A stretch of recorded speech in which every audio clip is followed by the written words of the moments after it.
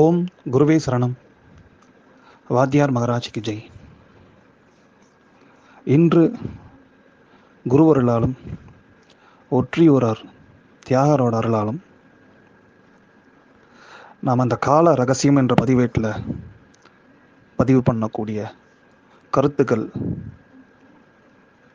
இந்த பிரபஞ்சம் தோற்றம் அண்டு இது எங்கே போய் நிற்குது இப்போ, ஏன்னா முடிவுன்ட்டு சொல்லக்கூடாது, இந்த காலங்களின் தோற்றம் அப்படியும் எடுத்துக்கலாம்.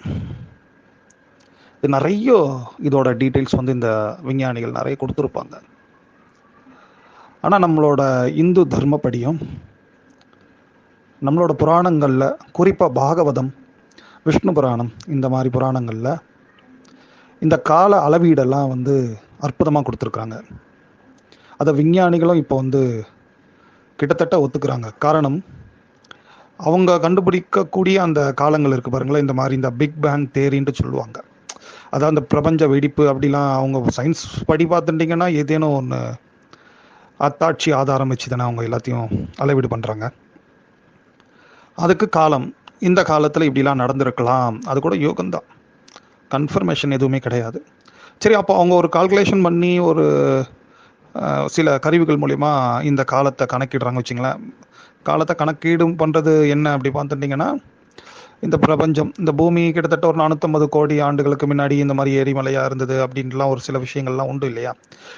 இதெல்லாம் என்னென்னா, இதெல்லாம் நீங்கள் இப்போ யூடியூப்லேயும் அண்டு நெட்லேயும் போனீங்கனாலே உங்களுக்கு இதை பற்றின எக்கச்சக்கமான தகவல்கள் அங்கங்கே நிறைய கிடைச்சிரும். நம்மளோட வேதங்கள், புராணங்கள், இதிகாசங்கள் இதெல்லாம் எப்படி இப்போ இந்த சயின்ஸ் கண்டுபிடிக்கிறதுக்கு முன்னாடியே பல ஆயிரம் ஆண்டுகளுக்கு முன்னாடி நம்ம முனிவர்கள், சித்தர்கள் எப்படி இதெல்லாம் நமக்கு வகுத்து கொடுத்துருக்குறாங்க அப்படின்ற ஒரு விஷயந்தான்.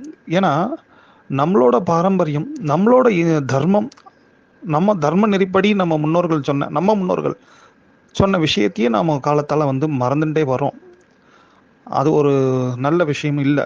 ஸோ அதனால் நம்மளோட முன்னோர்களோட மகத்துவம், மகிமைகள் தெரிஞ்சுட்டாதான் கூடுதலாக நம்மளும் கற்றுண்டு நம்ம குழந்தைங்களுக்கு அதை சொல்ல முடியும். அதன்படி பார்த்துட்டிங்கன்னா இந்த பிக் பேங் தேரின்ட்டு சொல்லக்கூடிய இந்த பிரபஞ்ச வெடிப்பு இப்படிலாம் சொல்கிறாங்க பாருங்களேன். இதெல்லாம் இத்தனை ஆண்டுகள், இத்தனை ஒளி ஆண்டுகள், இத்தனை ஆயிரம், இத்தனை கோடி ஆண்டுகள் இப்படிலாம் கணக்கு எடுக்கிறச்சே இதெல்லாம் முன்னையே நம்ம புராணங்களும் இதிகாசங்களும் சொல்லியிருக்காங்க. அதாவது நம்ம இப்போ என்ன காலத்தில் இருக்கோம், கலிகாலம் அப்படிதான் சொல்கிறோம் இல்லையா. கலியுகம், யுகம்னு தான் சொல்லணும். ஒரு 4 யுகங்கள். அதில் முதல்ல இந்த கிரேதா யுகம், திரேதா யுகம், துவாபர யுகம், அந்த கலியுகம். இந்த 4 யுகங்கள் பொதுவாக அந்த பஞ்சாங்கத்திலலாம் போட்டிருப்பாங்க. அதில் ஃபஸ்ட்டு நீங்கள் பார்த்துட்டிங்கன்னா 17 லட்சம் சம்திங், அண்டு துவாபர யுகம் 12 லட்சம், திரேதா யுகம் 12 லட்சம் சம்திங், துவாபர யுகம் 8 லட்சம் சம்திங். இது நம்மளது என்ன இப்போ பார்த்துட்டிங்கன்னா 4,32,000 சம்திங். ஸோ 4,32,000. ஓகே, இது கலியுகத்தோட அளவீடு, காலங்களோட அளவீடு. இதெல்லாம் யார் சொல்லியிருக்கிறா? நம்ம முன்னோர்கள், ரிஷிகள். சரி, இதுலேயே ஒரு பெரிய சூட்சமத்தை வச்சுருக்காங்க. நீங்கள் பாருங்களேன், எத்தனையோ ஆயிரம் ஆண்டுகள் எந்த விதமான கால்குலேட்டர் கிடையாது, எதுவுமே கிடையாது. அங்கே எப்பேற்பட்ட ஒரு ஞானம், அறிவு அவங்களுக்கு இருந்திருக்கு பாருங்களேன். இந்த திரேதா யுகத்தை நீங்கள் கூட்டினீங்கன்னா வச்சுங்களேன், அந்த 17 லட்சம் சம்திங் அதை கூட்டினீங்கன்னா 9 தான் அதோட எண்ணோட கூட்டு எண் 9 அப்படின்ட்டு அமையும். அதுக்கப்புறம் நீங்கள் அந்த துவாபர யுகத்தை, திரேதா யுகத்தை கூட்டினாலும் ராமர் வாழ்ந்த காலம், அதுவும் 9ல் தான் இருக்கும் கூட்டுத்தொகை. துவாபர யுகமும் அதே தான், கலியுகமும் அதே தான். 4,32,000. நீங்கள் பாருங்களேன், 4, 3, 2, 9 இல்லையா. இப்போ 4 யுகங்களுமே அதோட கூட்டு எண் ஒவ்வொரு யுகத்துக்கும் 9ல் தான் இருக்குது. சரிங்களா. நீ என்ன பிரபஞ்சத்தை பற்றி சொல்கிறேன்ட்டு நியூமராலஜி சொல்கிறியா அப்படின்ட்டு யோசிக்க வேண்டாம். இது கால அளவீடு. காலம் கணக்கீடு தானே. கணக்கீடில் நம்பர்கள் இருக்க தானே செய்யும், எண்கள். ஸோ ஓகே, சரி. இந்த மாதிரி நம்ம பெரியவங்க இவங்க இப்போ 4 லட்சம் இப்படி 4, 12, 17 இப்படின்ட்டு இது பண்ணி ஒரு கிட்டத்தட்ட ஒரு 45 லட்சம் சம்திங்கா ஒரு சதுர்யுகம் ஆயிடுது. ஒரு 4 யுகங்கள் சேர்ந்தது தான் ஒரு சதுர்யுகம். சரிங்களா. இந்த 4 யுகங்கள் சேர்ந்த இந்த சதுர்யுகமானது, சதுர்யுகம் ஒரு 12 சேர்ந்தாதான் ஒரு மகா யுகம்ன்றாங்க. எப்படி இந்த 4 சதுர்யுகங்கள், 4 யுகங்கள் சேர்ந்த இந்த சதுர்யுகமானது 12 சதுர்யுகங்கள் சேர்ந்தா ஒரு மகாயுகம். சரிப்பா, அப்போ என்ன விஷயத்த நீ சொல்லி வர அப்படின்ட்டு யோசிக்கிறீங்களா?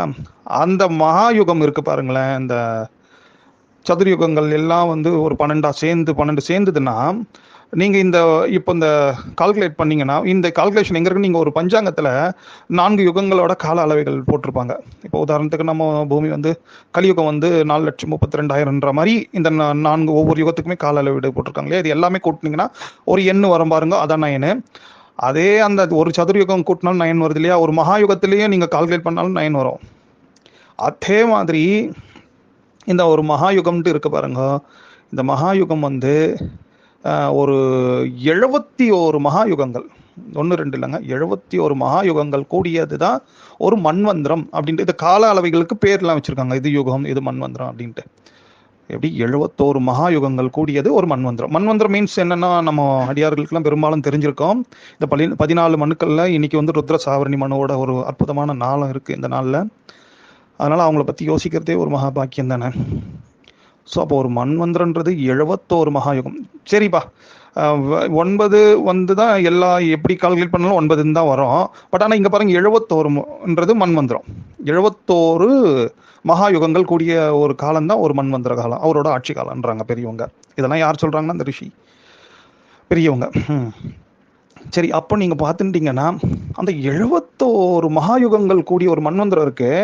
அந்த காலத்தையும் நீங்க அப்படியே வந்து மல்டிபிள் பண்ணிக்கிட்டே வந்தீங்கன்னா எங்க ஆரம்பிச்சிங்கோ, இந்த நம்ம ஒரு யுகத்துல ஆரம்பிச்சு ஒரு சதுர்யுகத்துல ஆரம்பிச்சு ஒரு மகாயுகத்துக்கு போய் ஒரு மன்வந்திரத்துக்கு போய் நீங்க அந்த அப்படியே கூட்டிகிட்டே போன பல கோடி ஆண்டுகள் வரும் பாருங்க. அந்த கால்குலேஷனோட அளவும் 9 தாங்க வந்து நிற்கும்.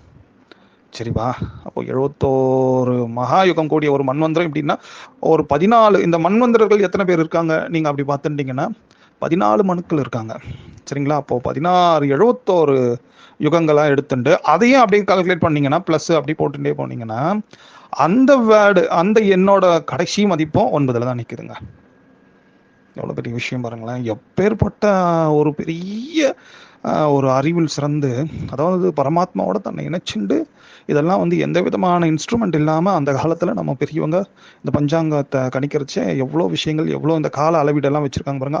எத்தனையோ ட்ரில்லியன் ஆண்டுகள், எத்தனையோ கோடி ஆண்டுகள்ன்ட்டு வரும்போது அதை தான் வந்து இப்போ இந்த சயின்ஸில் அளவிடும் போது சொல்கிறாங்க இந்த மாதிரி பிரபஞ்சம் வந்து இந்த இத்தனை ஆண்டுகளுக்கு முன்னாடி இப்படி தோன்றியிருக்கோம். அது இந்த மாதிரி பாகவதம் அண்ட் விஷ்ணு புராணம் இதோட சம்மந்தப்படுது. அவங்க சொல்கிறது இதுக்கும் ஓரளவுக்கு ரிலிவெண்ட்டாக இருக்குது அப்படின்னா இப்போ இவங்க கண்டுபிடிக்கிறாங்க. ஓகேவா? சரி, நம்ம மன்வந்திரத்தில் வந்தோம் இல்லையா? இந்த 14 மன்வந்திரங்கள், இந்த 14 மன்வந்திர காலங்கள் சேர்ந்தது தான் ஒரு கல்பம். கல்பம் மீன்ஸ் இன்னைக்கு நாம என்ன கல்பத்தில் இருக்கோம்? ஸ்வேத வராக கல்பம். சரியா? இந்த வராக கல்பம். சரி, இந்த கல்பம்னா என்னப்பா அப்படி பார்த்தாச்சுன்னா இது தாங்க பிரம்மாவோட ஒரு பகல். பிரம்மா தான் படைக்கிறாருன்றது நம்மளோட வேதங்கள் சொல்ற விஷயம். அவர் எப்போ படைப்பாருன்னா பகல்ல தான் படைப்பாரு. இரவுல அமைதி, அது சந்தியா காலம், அதனால அமைதியாக இருந்துடுறாரு. இப்போ பகலில் வந்து அவரோட வேலை நடக்குது இல்லையா? ஒரு நாளைக்கு பிரம்மாவோட ஒரு பகல் பொழுது, ஒரு நாளைக்கு கூட கிடையாது, ஒரு பகல் பொழுது மட்டும் ஒரு கல்பம். அந்த ஒரு கல்பமே இத்தனை ஆயிரம் இத்தனை கோடி ஆண்டுகள் கணக்கு சொல்றாங்க நம்ம முன்னோர்கள் பெரியவங்க. இப்படி 30 கல்பங்கள் இருக்கு. வராக கல்பத்தில் ஆரம்பிச்சு அப்படியே முன்னே ஒரு கல்பம் இருக்கு, 2வது கல்பம் தான் வராக கல்பம். இந்த மாதிரி 30 கல்பங்கள் இருக்கு. இந்த 30 கல்பங்கள் தான் வந்து பிரம்மாவோட 30 நாட்கள் ஒரு மாதம். பிரம்மாவோட ஆண்டு 100 ஆண்டு அப்படின்னு சொல்றாங்க நம்ம முன்னோர்கள். அது 100 ஆண்டு முடிஞ்சிடுதுன்னா பிரம்மா வந்து விஷ்ணுவோட நாபிக் கமலத்திலேயே போய் மறுபடியும் ஒடுங்கிடுவாரு. பிரம்மா எங்கேருந்து தோன்றினார்னா சுவாமி விஷ்ணு பகவானோட திரு நாபிக் கமலத்துல இருந்து தான் சுவாமி வெளியே வந்து இவ்வளோ படைப்பு தொழிலை இவ்வளோ பண்ணிட்டு இருக்காரு. இதெல்லாம் நம்ம வேதங்கள் சொல்ற விஷயங்க. இதை தான் இன்னைக்கு இவங்க ஒரு அளவீடு அந்த இன்ஸ்ட்ருமெண்ட் கொண்டு இந்த மாதிரி இத்தனை 1000 ஆண்டுகளுக்கு முன்னாடி இப்படிலாம் இந்த பிரபஞ்சம் உருவாகிருக்கலாம், இப்படிலாம் தோன்றியிருக்கலாம் அப்படின்னு சொல்றாங்க. சரிங்களா? சரி, யாருன்னா என்ன சொல்லட்டும், இது எதுக்கு நம்ம இங்க யோசிச்சுட்டு இருக்கணும்? நம்ம ஒரு பூமியில எங்கேயோ ஒரு மூலையில சாதாரணமா வாழ்ந்துட்டு அன்னாடம் பிழைப்பு நடத்துறதுக்கே போராட்டம் பண்ணிட்டு இருக்கிறோம். நம்ம இருக்கிற இடம் வீடு இருக்கிறதுக்கே எனக்கு இடத்த பத்திலாம் யோசிக்கிறதுக்கு எத்தனையோ பேர் இருக்கிறச்சே, நீ பிரபஞ்சத்தை பத்தி யோசி, அதுக்கு அப்பால இருக்கிறத பத்தி யோசின்றியே அப்படி யோசிக்க. பட் இங்க என்ன விஷயத்த நம்ம யோசிக்கணும் தெரிஞ்சுக்கணும் அப்படின்னா, இது மற்றவங்க சம்பந்தப்பட்டது இல்லைங்க. இந்த உயிர்கள் நம்ம எல்லோருக்கும் சம்பந்தப்பட்டது. நம்மளோட தோற்றம் எங்க இருக்கு, சரி நம்ம எங்க மறுபடியும் இறுதியா போய் சேர போறோம்ன்றதோட ஒரு அடிப்படையான அறிவுங்க அது. ஆனா இதை நாம மறந்துட்டோம். காரணம் என்னன்னா, ஒரு கடை தெருவுக்கு ஒருத்தங்க நம்ம போறோம் வச்சுங்களேன். ஒரு வீட்டுல இருந்து கிளம்பி ஒரு கடை தெருவுக்கு போறோம். அந்த கடை தெருவுல வந்து நம்ம வாங்க வேண்டிய பொருள் ஒண்ணுதான். அதை வாங்கிட்டு திரும்பி நம்ம எங்க போனோம்? வீட்டுக்கு தான் போகணும். திரும்பி வேற எங்கேயாவது போக மாட்டோம். வீட்டில இருந்து கிளம்பி வந்து எங்க போவோம்ப்பா? கடைக்கு போயிட்டு தேவையான அவனோட குறிக்கோள், அவனுக்கு தேவையான பொருளை வாங்கிட்டு திரும்ப வீட்டுக்கு தான் போனோம். பட் ஆனா இந்த மாயா என்ற ஒரு கடை தெருவுக்குள்ள, அதாவது இந்த பிரபஞ்ச மாய பிரபஞ்சம்னு சொல்றாங்க இல்லையா, இதுக்குள்ள வந்த நம்ம பரமாத்மா கிட்ட இருந்து பிரிஞ்சு வந்த நம்ம ஜீவாத்மாவை என்ன பண்றோம்னா, என்ன வாங்க வந்தோம், என்ன நம்மளோட தேவை, என்ன நம்மளோட நோக்கம், குறிக்கோள் எல்லாத்தையும் இழந்துட்டோம், எல்லாத்தையும் மறந்துட்டோம். ஸோ இதுதாங்க இப்போ நம்மளோட ஒட்டுமொத்தமான பிரச்சனைகளுக்கெல்லாம் காரணம், ஆதாரமே இதுதான். நிறைய பேர் என்னன்னா பணப்பிரச்சனை, பல பேருக்கு மனப்பிரச்சனை, சில பேருக்கு எத்தனையோ பிரச்சனைகள் இருந்தாலும் நம்மளோட கர்மா தேரிப்படி நம்ம முதல்ல ஆதியே நம்ம நினைக்கிறதே இல்லை. அதனாலதான் அவ்வை சொல்வா பாருங்களேன், இனிது இனிது ஏகாந்தம் இனிது, அதனினும் இனிது ஆதியை தொழுதல். புரியுதுங்களா? எல்லா பெரியவங்களும், நம்ம பெரியவங்க பாருங்க எவ்வளவு அற்புதமா எல்லா விஷயத்தையும் சொல்லி வச்சிருக்காங்க. ஸோ இப்போ இதெல்லாம் நம்ம பெரியவங்க அற்புதம் தான், அதை நீ சொல்லி தானே தெரிஞ்சுக்கணும் அப்படி யோசிப்பீங்க.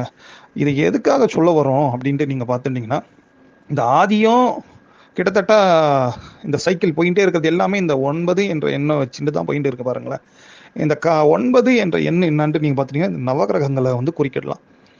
நவகிரகங்கள் ஏன்பா ஏதோ ஒரு சூரிய குடும்பத்துல தானேப்பா நவகிரகங்கள் இருக்கு.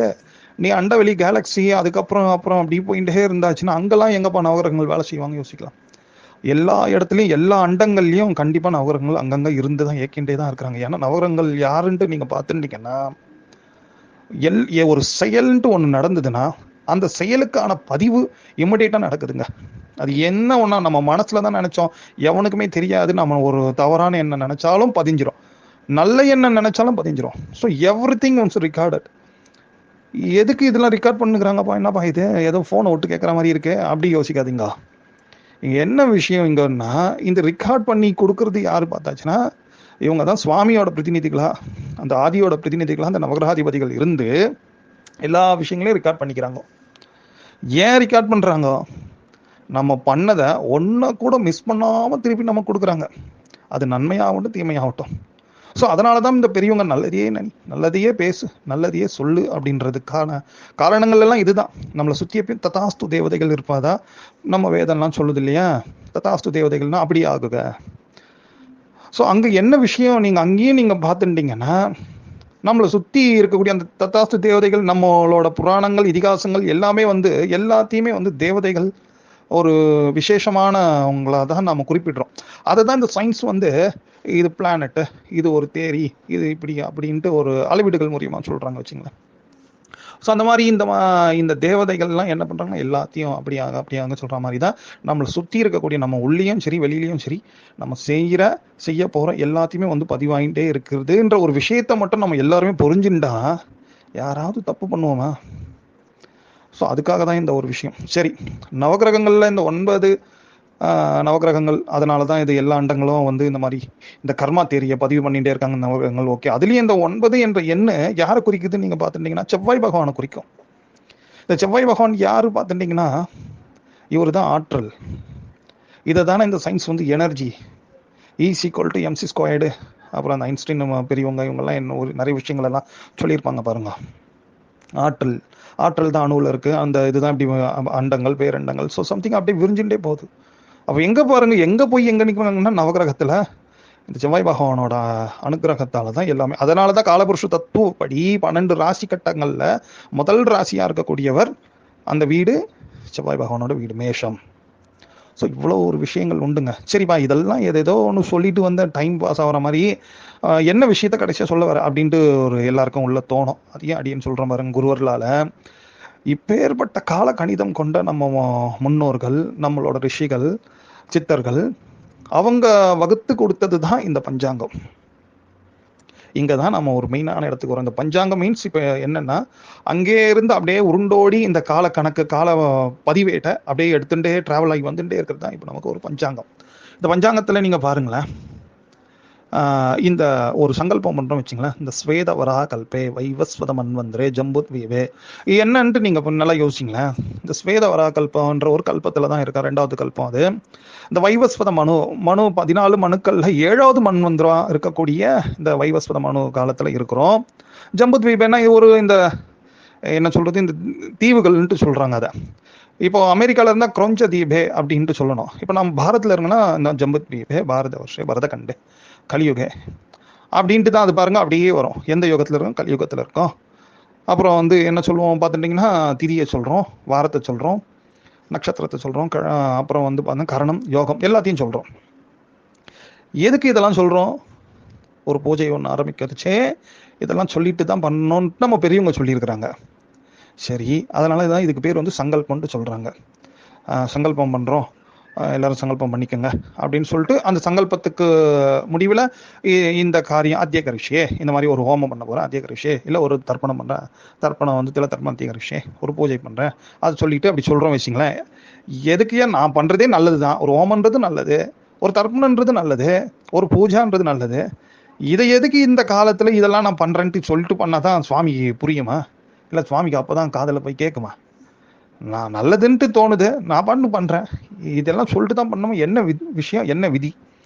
இங்கே தாங்க நம்ம இதெல்லாம் யோசிக்கணும். இப்போ நம்ம பார்த்தோம் பாருங்க, ஒரு யுகம், அப்புறம் சதுர்யுகம், மகாயுகம், மன்வந்திரம், கல்போன்ட்டு, அது எல்லாத்தையும் இங்கே சொல்லிட்டு வரோம் பாருங்களேன். ஒன்றும் இல்லைங்க, இந்த கலியுகமே வந்து கிட்டத்தட்ட பல லட்சம் வாட்டி ஒரு பிரம்மாவோட படைப்பு, அவரோட ஆயுள் முடியறதுக்குள்ள பல லட்சம் பல கோடி வாட்டி கலியுகமே மறுபடியும் வந்துட்டே இருக்குது, வரப்போகுது வச்சுங்க. அப்போ அந்த கலியுகத்தில் நம்ம எத்தனை லட்சம் வாட்டி பிறப்பு எடுத்துகிட்டே இருக்கிறோம். எல்லா யுகத்திலும் நம்ம பிறப்பு எடுத்தாலும் கலியுகத்திலும் பிறப்பு எடுத்துகிட்டே இருக்கோம். ஏதேனும் ஒரு புண்ணியம் பண்ணியிருந்தால் மனிதர்களாக இருக்கும், இல்லைன்னா ஏதேனும் ஒரு உயிரினங்களாக இருக்கிறோம் வச்சுங்களேன். அப்போ இங்கே என்னத்தை குறிப்பிடுறாங்க அப்படி பார்த்தாச்சுன்னா, இங்கே நாம் சொல்லக்கூடிய சொல்லு, செய்யக்கூடிய செயல், எண்ணக்கூடிய எண்ணம் உட்பட அனைத்துமே வந்து ரெக்கார்டட், பதிவு ஆகிட்டே இருக்கு இந்த பிரபஞ்சத்தில்.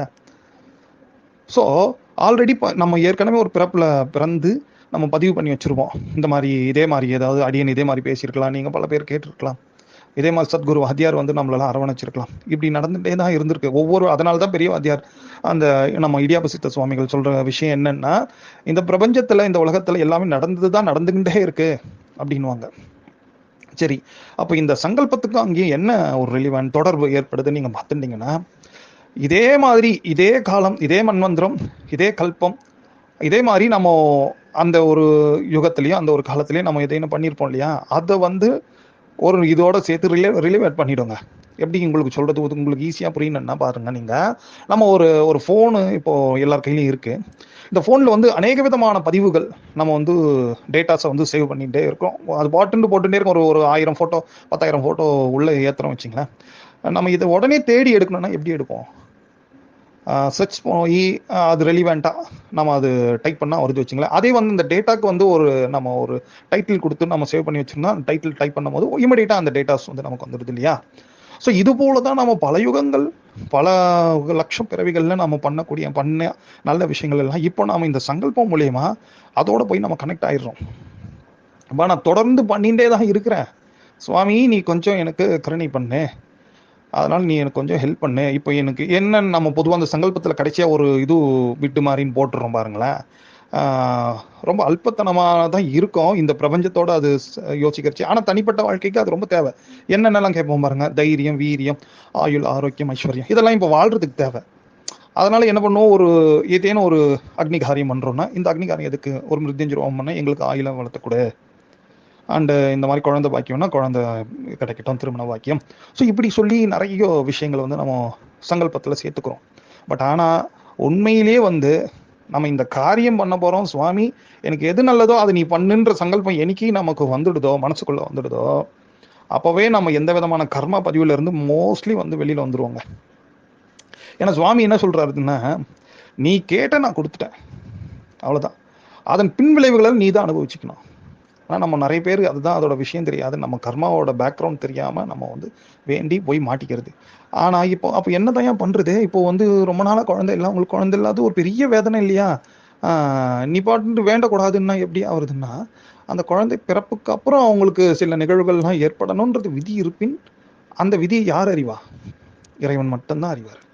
சரி, ரொம்ப நாளாக திருமணம் ஆகாமே ஒருத்தங்க இருக்கிறாங்க, அவங்களுக்கு திடீர்னு நீ உனக்கு என்ன தெரியும், அந்த குழந்தை தனியாகவே இருந்து எப்படி காலத்தை கடத்த முடியும், அதுக்கு ஒரு திருமணம் நடந்து தானே ஆகணும். ஓகே, அந்த திருமணத்துக்கு பிறகு ஒரு விதி இருக்கு. இப்படி பல விஷயங்கள் உண்டுங்க. ஸோ அதனால தான் வந்து வாத்தியார் எப்பயுமே நமக்கு என்ன சொல்லி இங்கே புரிய வைக்கிறார் பார்த்துட்டிங்கன்னா, அந்த சுயநலமான பிரார்த்தனைகளை தவிர்த்து எனக்கு எது நல்லதோ அதை பண்ணு சுவாமி, அப்படின்ட்டு கேட்டுட்டு போயிடணும். அதுக்காக நல்ல காரியங்களா விளங்கக்கூடிய பூஜை புனஸ்காரங்கள் தான தபங்கள் இதெல்லாம் பண்ணக்கூடாதுன்ற. இதெல்லாம் பண்ணிட்டு நல்லது பண்ணா நல்லது விளையுன்றது தானே இங்க செயல் விளைவு தத்துவமே. இந்த பிரபஞ்சத்தோட தத்துவமே என்ன? நீ நல்லது பண்ணா நல்லது அனுபவிக்க போற. அது இப்போ இல்லைனாலும் எப்பயோ ஒரு வாட்டி வந்துடும். இந்த பிறவினா மறுபிறவி ஏதோ ஒரு பிறவியாவது நீ அனுபவிச்சுக்கு தான் தீர போற. நீ தீயது பண்ணாலும் தீயது தான் அனுபவி. இதுதாங்க வினை விதைத்தவன் வினை அறுப்பான். அது வேற எதுவுமே கிடையாது இல்லையா? ஸோ நம்ம இங்க வேண்டுதல் தான். இந்த சங்கல்பம்ன்ற இத்தனை காலத்துல நம்ம இவ்வளோ நாள் நம்ம பண்ணதை வந்து இங்க கொஞ்சம் மாடிஃபை பண்ணி எனக்கு எது நல்லதோ அதை பண்ணி கொடு ஆண்டவனே அப்படின்ட்டு இந்த சங்கல்பத்துல சேர்க்கறச்சு நமக்கு எது நல்லதோ அது சுவாமியை பண்ணிட்டு கூடுதலா என்னன்னா நம்ம எப்படி நம்ம வீட்டை விட்டு இந்த கடை தெருவுக்கு வந்தோமோ மறுபடியும் நம்மளோட என்ன நோக்கமோ அதை இந்த கடையில வாங்கிட்டு திரும்பி நம்மளோட வீட்டுக்கு போயிடலாங்க. நம்ம வீடு மீன்ஸ் என்னன்னா அதுதான் வீடு பேரு. இந்த எல்லாத்தையும் கடந்து இந்த பிரபஞ்சத்துக்கு தோற்றத்துக்கு அப்பால இருக்கு பாருங்க. வெளிக்குள் வெளிக்கடந்து சும்மா இருக்கும் சுகம் அப்படின்னு வள்ளலார் சொல்லுவாரு. நிறைய பெரியவங்க சொல்றாங்க அங்கிங்க நாதபடி எங்கும் பிரகாசமாய் நிறைந்தது எது தாய்மான சுவாமிகள் ஆனந்த. அதாவது அதுல நிறைய டெஃபினேஷன்ஸ் கொடுப்பாங்க. இந்த மாதிரி பிரபஞ்சத்துக்கெல்லாம் அப்பால இருக்கக்கூடிய ஆண்டவனே ஆதியே நான் வந்து உன்ன சரணடையணும். அதை தான் வந்து அவங்களும் அந்த சயின்ஸ்ல இப்பதான் கொஞ்சம் கொஞ்சமா அப்படியே வந்துட்டு இருக்காங்க வச்சுங்களேன். அதுதான் வாத்தியார் என்ன சொல்றாங்கன்னா சயின்ஸ் அறிவியல் எங்க முடியுதோ அங்கிருந்து மெய்ஞானம் ஆரம்பிச்சிடும் அப்படின்றாரு. ஸோ அதன்படி நாம என்ன நோக்கத்துக்காக பிறந்தோம் என்ற ஒரு விஷயத்தை நாம தெரிஞ்சுக்கணும். கூடுதலா இங்க நாம பண்ணக்கூடிய ஒவ்வொரு செயல்களுமே வந்து ஒவ்வொரு நொடியும் ரெக்கார்ட் ஆயிண்டே இருக்கு, பதிவு ஆயிண்டே இருக்கு. இந்த பதிவுகள் அனைத்தையும் நல்லதா பண்றதுக்கு நம்ம இந்த விஷயத்த ஞாபகம் வச்சுட்டு மோஸ்ட்லி எவனுக்கு தெரிய போகுதுன்ட்டு மனசுக்குள்ள கேவலமா எதையும் எண்ணிடாம இருக்கிறதுக்காக இந்த பதிவு நிச்சயமா நம்ம எல்லாருக்கும் மனிதர்களா பிறந்த எல்லாருக்கும் இது பயன்படட்டும் அப்படின்ற ஒரு நோக்கம் தான். இதுல இன்னொரு பெரிய விஷயங்களும் இருக்கு. இப்ப நம்ம இந்த கால அளவீடு பார்த்துட்டு கடைசியா அப்படியே வந்து பஞ்சாங்கத்துல வந்து பார்த்தோம். அதனாலதான் நம்ம எல்லாருமே வீட்டுல பஞ்சாங்கத்தை படிக்கணும். பிளஸ் வந்து குழந்தைங்களுக்கு அந்த பஞ்சாங்கத்தை சொல்லிக் கொடுக்கணும். ஒரு 14-15 வயசு ஆயிடுச்சுனாலே குழந்தைங்களுக்கு வந்து இந்த பஞ்சாங்கத்தோட விஷயங்கள் எல்லாம் நம்ம சொல்லணும். இதெல்லாம் பண்ணியாச்சுன்னா ரொம்ப உத்தமம். அது மட்டும் இல்லாம இந்த சித்தர்கள் எப்படி இந்த இப்போ நாம ரிஷிகள் முனிவர்கள் வந்து இந்த கால அளவீடை வந்து சொல்லியிருக்காங்க. பிரபஞ்சம் இப்படி தோன்றதுக்கான ஆண்டுகள் இத்தனை, இப்படி தோன்றி இப்படி மறையுது இத்தனை கோடி ஆண்டுகள்ன்றது சித்தர்கள், அதாவது சித்தர்கள் ரிஷிகள் சொல்லியிருக்காங்க இல்லையா? இதே போல இந்த பிரபஞ்சத்தோட அளவீடையும் சித்தர்கள் சொல்லியிருக்காங்க. அது மற்றொரு பதிவில் பார்ப்போம் குருவர்களால. ஓம்.